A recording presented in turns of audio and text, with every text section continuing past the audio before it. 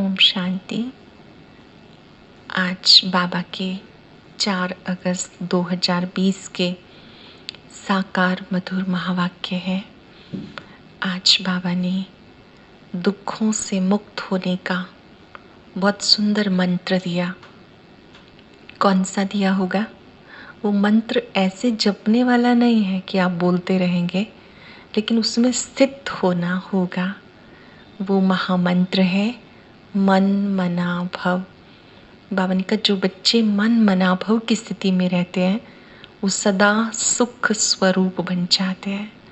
चाहे कोई भी पेपर आ जाए, धन ऊपर नीचे हो जाए, संबंधों में बिगड़ाव आ जाए, कोई भी प्रकार की हलचल में सदा सुख स्वरूप बनने का मंत्र है मन मना भव।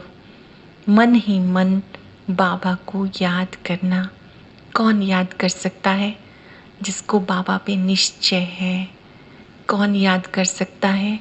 जिसको बाबा से प्यार है।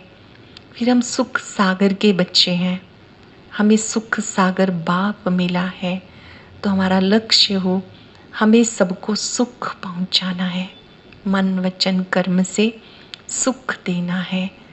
किसी के लिए संकल्पों में भी दुख देने का विचार ना आए। कभी कभी हमें सोचते हैं कि ये तो बदलने वाले ही नहीं है, ये तो है ही ऐसे। गलत सोचते हैं, श्रापित करते हैं किसी को। तो ऐसे संकल्पों में भी सुख देना है कि सब प्रभु के बच्चे हैं, अवश्य बदलेंगे। जैसा आप सोचेंगे वैसा ही होगा। जो आपकी सोच है वो एनर्जी दूर दूर तक पहुंचती है। फिर बाबा ने कहा जब बाबा मिला तो दुख की लहर नहीं आनी चाहिए, दुख की फीलिंग नहीं आनी चाहिए। अगर दुख आ रहा है इसका मतलब हम बाबा को भूल गए। उसके बाद बाबा ने दृढ़ता की विशेषता बताई कि संकल्पों में दृढ़ता लाएंगे तो प्रैक्टिकल कर सकेंगे। हर रोज़ हम कोई ना कोई संकल्प कर रहे हैं। कल लिया था दुख नहीं देना, आज हम ऐड कर लेंगे कि दुख लेना भी नहीं है। कभी कभी हम देते नहीं पर ले लेते हैं। कोई परेशान करे, परेशान हो जाते हैं। कोई हमें मन से कुछ गलत कह दे, मुख से गलत कह दे, तो हम उन शब्दों को दिल में रख लेते हैं, मन में रख लेते हैं। तो हमें उन शब्दों को दोहरा दोहरा कर दुखी नहीं होना है।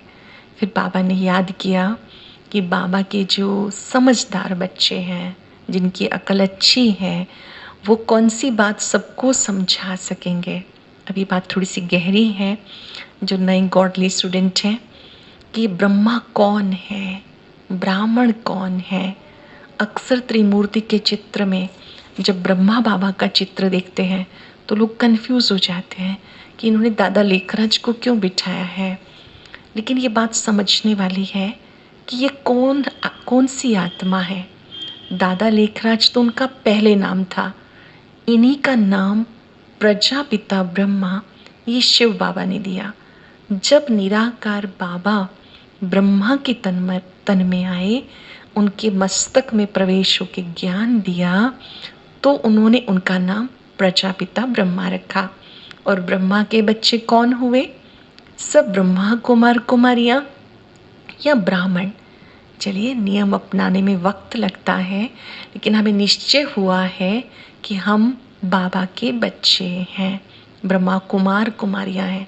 बाबा ने कहा ये राज समझाने के लिए भी बहुत अच्छी बुद्धि चाहिए कि ये ब्रह्मा कौन है।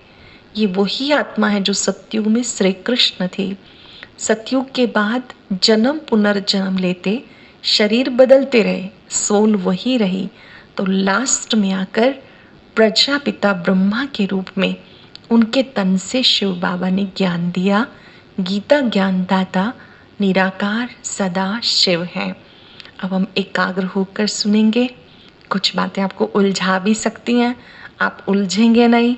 रोज बाबा की मुरली सुनते सुनते ये राज स्पष्ट हो जाते हैं, और जितना ज्ञान स्पष्ट हो जाता है उतना योग अच्छा लगता है। योग अच्छा लगना माना स्वतः बाबा की याद आते रहना, चलते फिरते उसकी शिक्षाएं याद आती रहना। आज मेरे बाबा ने मुझे ये कहा। अब हम एकाग्र होकर सुनेंगे। बाबा ने कहा, मीठे बच्चे, अकाल मूरत बाप का बोलता चालता तख्त ये ब्रह्मा है। अकाल मूरत जिसे काल नहीं खा सकता, निराकार शिव बाबा का बोलता चलता तख्त ये ब्रह्मा है। जब ये ब्रह्मा में आते हैं तब तुम ब्राह्मणों को रचते हैं। जब ब्रह्मा के तन में शिव बाबा आते हैं तो हम मुख्य वंशावली ब्राह्मण कहलाते हैं। क्वेश्चन है, अक्लमंद बच्चे किस राज को समझकर ठीक रीति से समझा सकते हैं? ऐसा कौन सा राज है जिसको समझदार बच्चे औरों को समझा सकते हैं?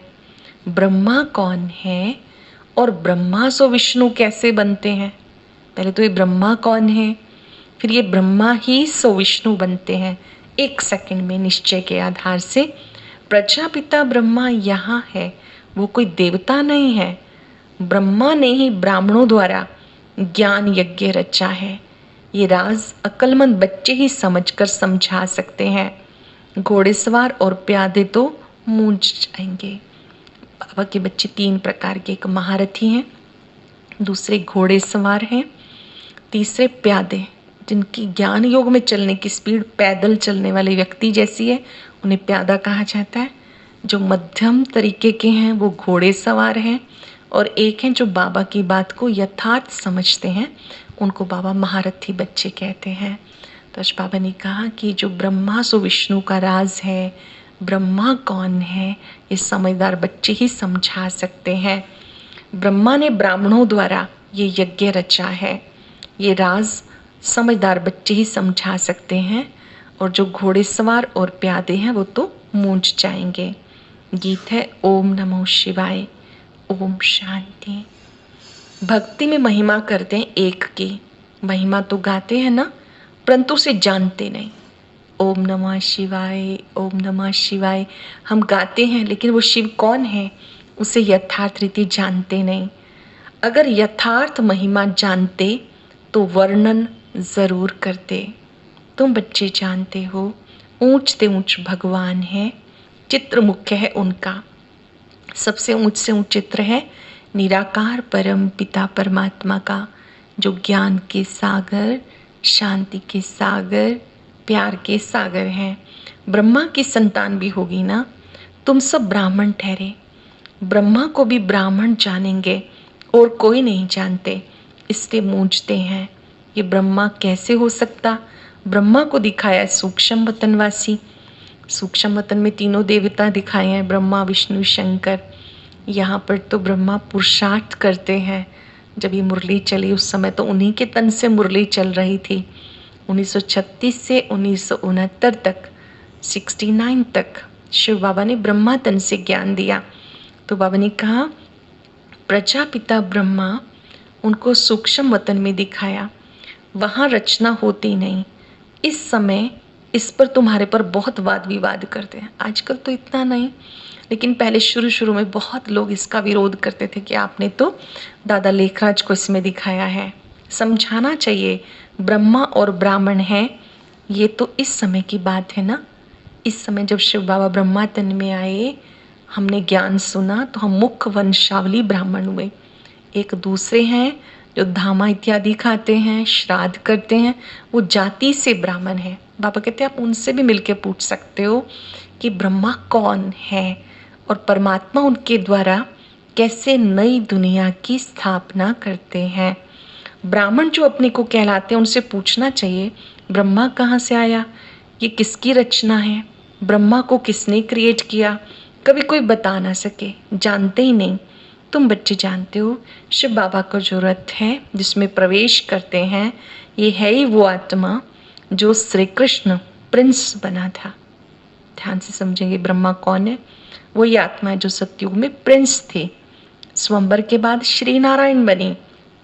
वो इतनी ऊंची देव आत्मा जन्म पुनर्जन्म लेते जब नीचे आई तो लास्ट में प्रजापिता ब्रह्मा बनी। 84 जन्म के बाद ये ब्रह्मा बनी। जन्म पत्रिका तो नाम इनका अलग था, क्योंकि है तो मनुष्य ना। क्या था जन्म पत्रिका नाम? दादा लेखराज। विस्तृत जानकारी के लिए आप एक अद्भुत जीवन कहानी ये बुक पढ़ेंगे तो बाबा का पूरा जीवन परिचय जो इस समय भी था वो हम सबको स्पष्ट हो जाएगा कि कैसे वो दादा लेखराज से प्रजापिता ब्रह्मा बने और ये नाम शिव बाबा ने दिया। इनमें प्रवेश करने से इनका नाम ब्रह्मा रख देते। ये भी बच्चे जानते वही ब्रह्मा विष्णु का रूप है।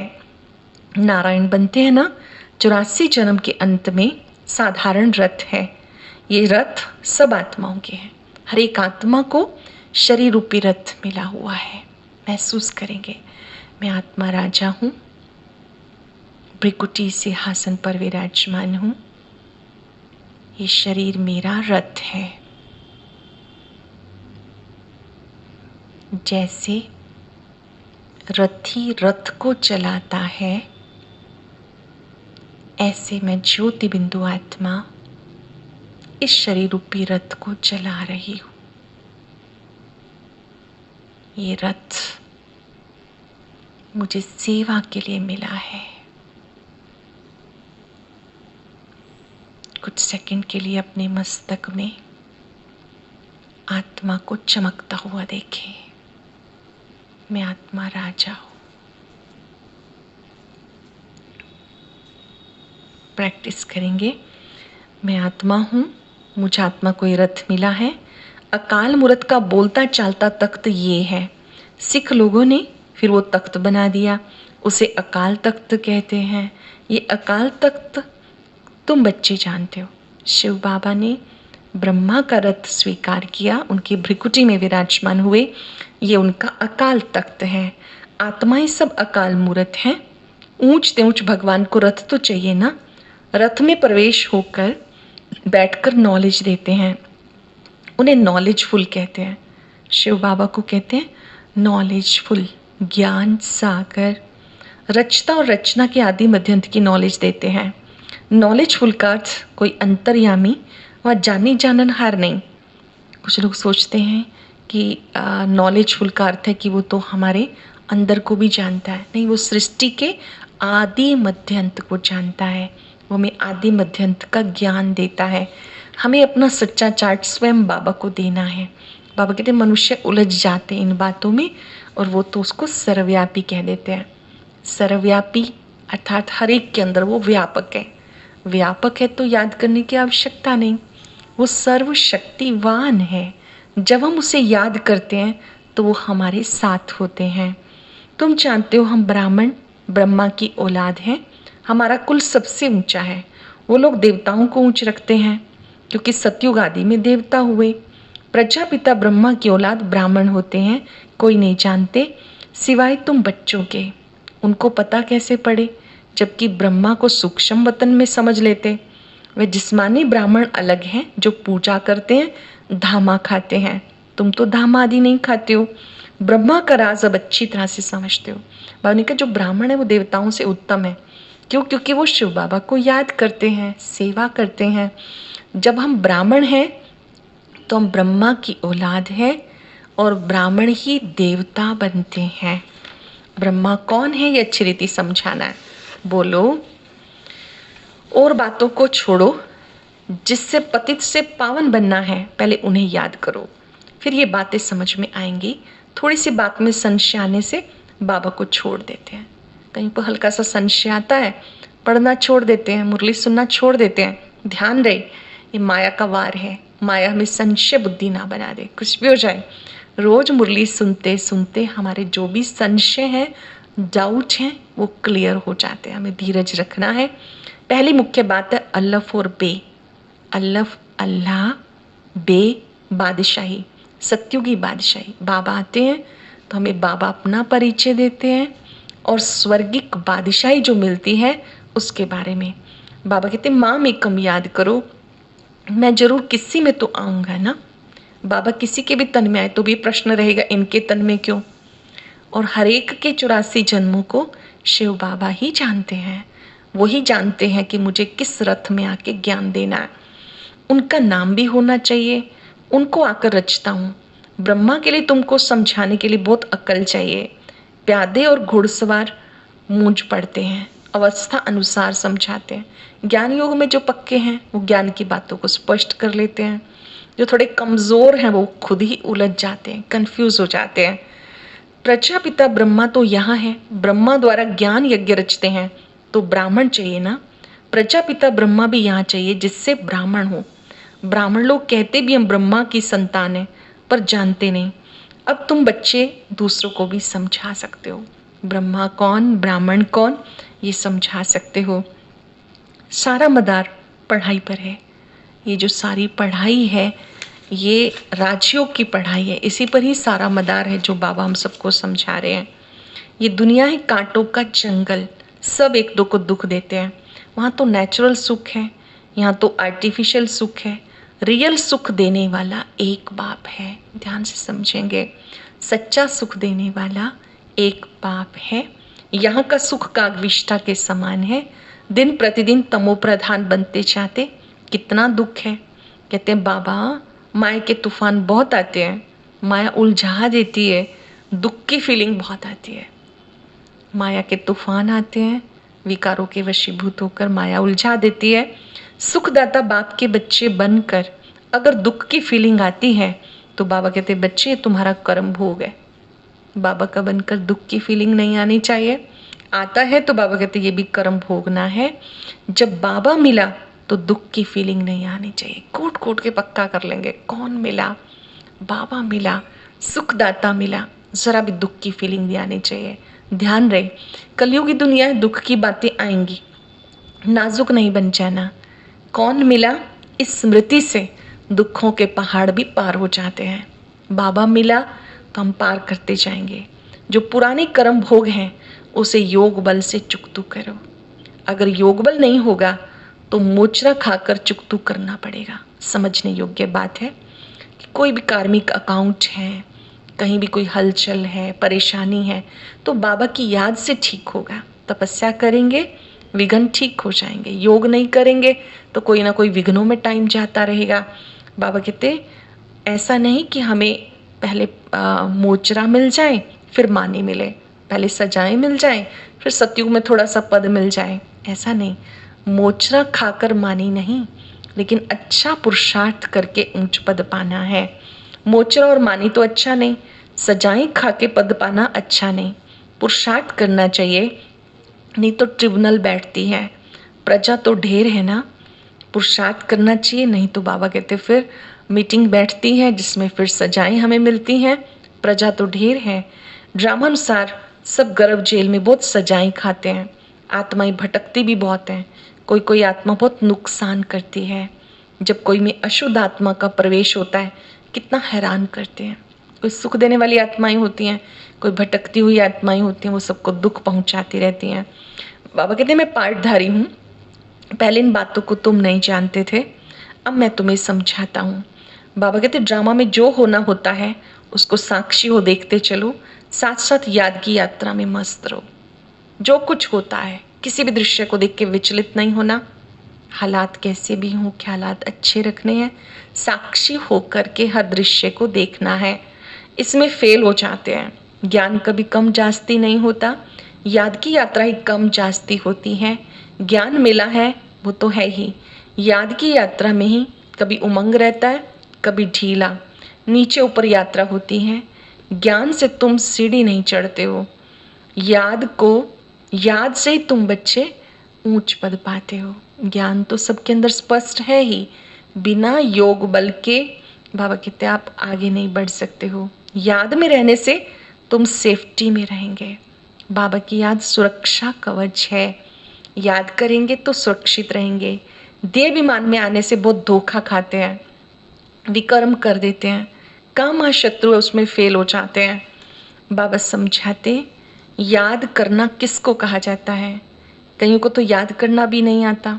बाबा के गुणों को याद करना है, उपकार को याद करना है, कब कब बाबा ने मेरी मदद की उन्हें याद करना है। सतयुगी दुनिया में जाने के लिए तुम पढ़ाई कर रहे हो, पुरानी दुनिया में दुख है। देखते हो बरसात में कितने मकान गिरते हैं, कितने डूब जाते हैं। बरसात आदि नेचुरल कैलेमिटीज भी होगी, ये सब अचानक होता रहेगा। प्राकृतिक आपदाएं आएंगी, बाढ़, सूखा पड़ना, ये सब होगा। कुंभकर्ण की नींद में सब सोए हुए हैं। कहते हैं ना, कुंभकर्ण 6 मास सोता था, 1 दिन जागता था। अभी सब मनुष्य कुंभकर्ण की नींद में सोए हुए हैं। विनाश के समय जागेंगे, फिर क्या कर सकेंगे, मर जाएंगे। धरती भी जोर से हिलती है, तूफान, बरसात आदि सब होता, बॉम्ब्स भी फेंकते हैं। परंतु यहाँ एडिशन है सिविल वार, रक्त की नदियाँ गाई हुई हैं। यहाँ मारा मारी होती है, एक दो पर केस करते रहते हैं, लड़ेंगे जरूर। सब निधन के हैं, तुम धनी के हो। इस समय सब धनी को भूल गए और हम सब ने धनी पिता को पहचान लिया। बाबा ने आके पहचान दी। कोई लड़ाई आदि तुम्हें नहीं करनी है। क्या करना है? ब्राह्मण बनने से तुम धनी के बन गए। धनी बाप को या पति को कहते हैं। शिव बाबा पतियों का पति है। सगाई हो जाती तो कहते हैं ऐसे पति के साथ कब मिलेंगी। आत्माएं कहती शिव बाबा हमारी आपसे सगाई हो गई, अब आपसे हम मिलें कैसे। आत्मा को पहचान मिल गई तो कहती मैं मिलूं कैसे। कोई तो सच लिखते हैं, कोई तो बहुत छिपाते हैं, सच्चाई से लिखते नहीं कि बाबा हमसे भूल हो गई।